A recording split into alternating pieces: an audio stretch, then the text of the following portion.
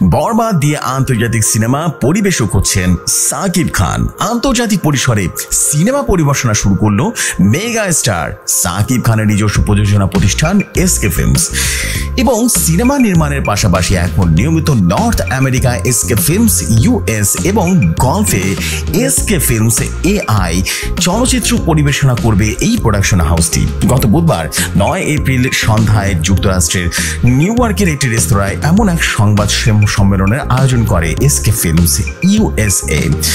সেই সময় প্রযোজনা প্রতিষ্ঠানটির আন্তর্জাতিক যাত্রা শুরুর বিষয়ে আলোচনা হয় বলে জানা যায়।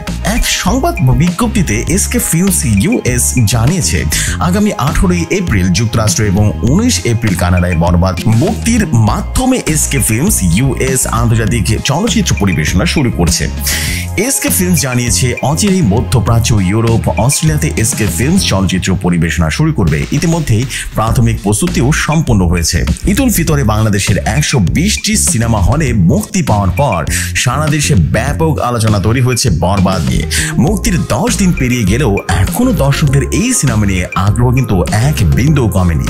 সিনেপ্লেক্স, মাল্টিপ্লেক্স থেকে সিঙ্গেল স্ক্রিন সবখানে এখনো হাউসফুল। এটি দর্শকদের এই আগ্রহকে সম্মান জানিয়েছে এবং 18 এপ্রিল যুক্তরাষ্ট্র এবং 19 এপ্রিল কানাডা বরবাদ অফিসিয়াল আন্তর্জাতিক রিলিজ করেছে এই জন্যই।